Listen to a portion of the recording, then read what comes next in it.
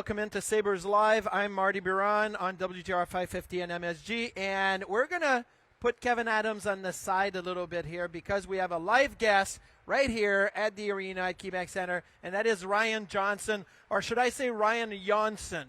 Go ahead. Either one works? Either one works. I think it's Ryan Johnson, but when you came in for your first camp, you take a picture, first day of school type of picture, and you put down Yanni as your nickname. Yeah. What's the story with Yanni? So pretty much Minnesota, we had a kid named Johnny Sorensen.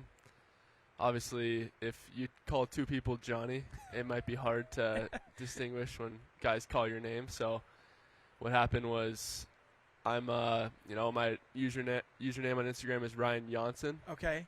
I said it before a long time ago, but I got a little bit of Swedish in me. Oh.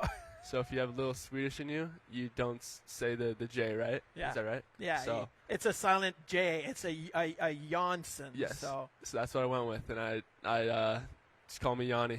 Okay. If there's a Eric Johnson, so if he's Johnny, then I'm Yanni. So but if there's no Johnson, are you Johnny, or will Yanni always stick? Yanni will still be okay. I like that. It's different, and there's a story to it, so that's awesome. Well, first training camp. We don't know you all that well over the years, development camp maybe, whatnot. You haven't spent a lot of time here. Now that you're turning pro. What's it been like being in the Prospect Challenge and now your first skate with the real guys for training camp? Yeah, it's been a lot of fun. Honestly, it's being around first the rookie camp was unbelievable experience. Yeah, it's crazy. Like these guys get to experience even the draft picks at a young age. Yep. I was in college for the past 4 years, so I didn't get to experience that. Mm-hmm. But it was like development camp, just another level of intensity and just a lot of fun too. Just seeing a lot of the same guys that we had been hanging around in the summer, and just building relationships. A lot of the prospects are going back to their teams, but I think that's just been a blast. And the coaches are putting us through some great practices and some great coaching. It's like a great way to kickstart the season. I think one of your key skill or one of your talents, obviously, you're skating. And I'm looking at some of the drills that you're doing. I was actually talking with Vinny Prospel this morning. He said there's no defenseman on the ice anymore, like the straight defenseman that skates backward. It's like there's a fourth and fifth forward. And a lot of drills that you guys did this morning was angled by skating forward, always skating forward at players. Is that something that you feel comfortable with? Is that the way you played in college, or is this an adjustment and something new? This is definitely it's definitely an adjustment. I'm seeing how it's so impactful though. Yeah. Like definitely takes so much time and space away, and yeah, it's definitely adjustment because I think the thing is we were taught even just growing up it was okay. You can surf across, but usually try to surf on your side. Yes. But with this style, it's like, okay, you can surf all the way across, and this DA's got to read on it and slide under. So I'm getting adjusted to that, and I actually do like it a lot. So. How about playing the right side as a left-handed shot? Like, is that an adjustment too? If you're going to surf across, as you're a California kid, so I like how you use the surf analogy, but if you're going to surf across, go from the right side and come across, does it help that you are a lefty just because you can angle with your stick a little bit better? It does, honestly. That does play a factor, I think, for sure. The big thing is like keeping that stick in the middle and forcing guys, and I think the easier way probably would be the one hand on the get more extension, versus coming from the left to right. It's usually you have to go two hands in your stick, but either way, I think you'd work on both ways. Okay, so you got to see Rasmus Dahlin up and close this morning and on the ice. What do you look at when you see a player that's established like Dahls, over 70 points last year, all-star and everything? So when you see the drills and how he does the drills, are you paying attention or are you worrying about yourself most importantly? No, I was thankfully he would lead the way with Clifton, so we would just watch them. So you didn't want to be a drill wrecker, so you'd let them start and then you'd pay attention? Yeah, that's part of it. But they're good examples to watch, and obviously I like their they're more attacking and just confident too. You can tell they're more mature. So I think that was cool to watch. Do you see a reaction when the forwards are coming in and they see Dahlin and Clifton in front of them? Or when I first came to camp, Rob Ray scored a goal on me, and he yelled out, "If everybody wants to score, come shoot on the kid." It was like everybody's eyes got bigger when they saw me. But if they went and shot on Dominik Hasek, they were like, "Oh, we can't score on him." Did you sense that the guys were trying to test you a little bit more with all these angling drills and one-on-one and trying to see what you had this morning? You know what? I had a good partner in Clegg. Yes. So Clegg was giving me advice on what to do. So I was just me and him were reading off each other. And, we were going against Okposo's line a lot. So, more of a veteran presence there. Yeah. There's some hard reps, hard to defend. Definitely got scored on a couple of times. So. Oh, that's not your fault. It's the goalie's fault behind you. You got to talk to them. Yeah. Right, who impressed you? Like you get on the ice and your group as Tage Thompson, Jeff Skinner. You talked about Calaposo. Jordan Greenway was there as well. Like, is there one forward that stood out to you that impressed you this morning? Yeah. No, I think all around. Obviously I played against Olsen at development camp, yes. So I know he's a solid player. I think seeing a lot of the guys that I'd watched, live or highlights of was cool too. Seeing, honestly, I liked how Benson came out with confidence. Yeah. I think he, as a prospect, he's carrying the puck is he's got elite skill. So, but I think all around all the forwards were pretty solid. You kind of have to have confidence if you're going to play on the line with Jeff Skinner and Tage Thompson, right? So Zach Benson got a pretty nice spot right there. Okay, let's get to know you a little bit more because now we know that your nickname is Yanni.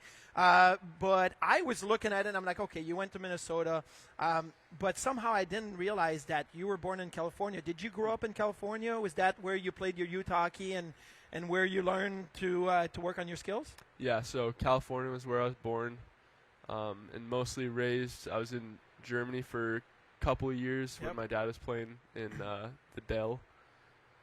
So California is where I played all the way till I was 16. Played Junior Ducks, Wildcats, they're called. Yep.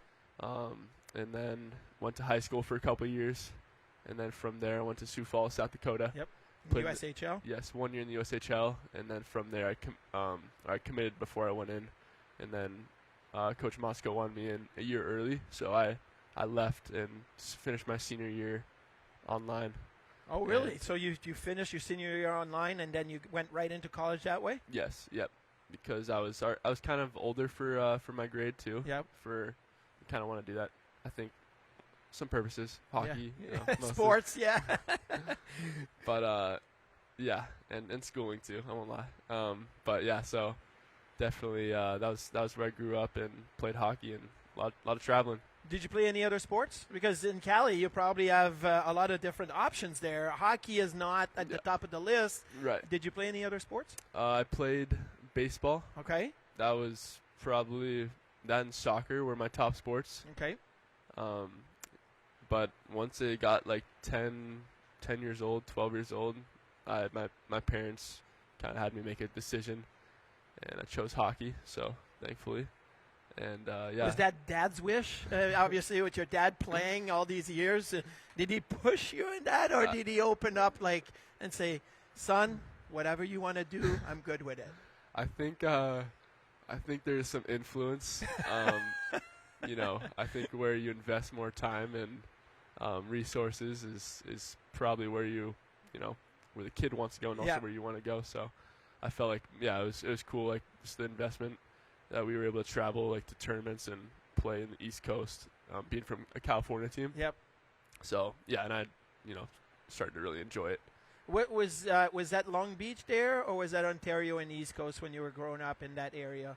What was the team in the East Coast that was around where you were? You're talking about the West Coast? The West Coast, yeah. It was Irvine. Okay. Was the city where I was, where we lived. And then...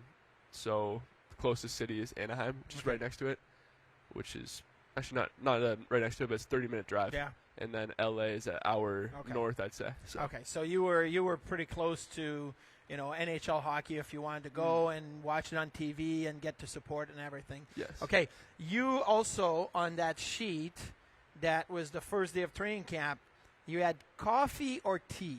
It's a really simple this or that, and you circled tea. Are you not a coffee guy at all? I full disclosure, I hate coffee. I don't drink coffee. I can't do it. Wow. I'm high on energy anyway, so coffee would be bad. But most people would probably circle coffee. You circle tea. Is that just yeah? You don't like coffee? Tea. I had this really good tea called Throat Coat. Okay. When I was sick one time, and I'm like, I really like tea now. Didn't like tea growing up. I've actually never drank coffee outside of tasting it in coffee cake. Oh, okay. And the smell, I don't really like. No, that's the same thing. I can strong. do coffee cake, but just like people walk into coffee shops and they're like, it smells so good. I'm like, no, it's not for me. Not good. Okay, and you also said that something that you did this summer that you like was visiting family and friends. Do you have a lot of family and friends spread out all over the place, or is it just a way for you because you've been away from home so long to be able to, you know, kind of reconnect with your family and your friends? Yeah, so obviously I love spending the time in California with my family. That was so much fun, going to the beach a lot and, you know, family dinners where, I mean, we're all kind of dispersed and gone. My brother and sister as well. My sister's in college right now, so that being back was so much fun, just being with them. A few times actually, 3.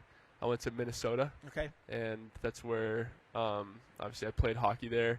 So I got friends up there. I got, not really, no like extended really family there. But people out who I'd consider family, and also my girlfriend's from there. So definitely influenced to go to Minnesota, I think.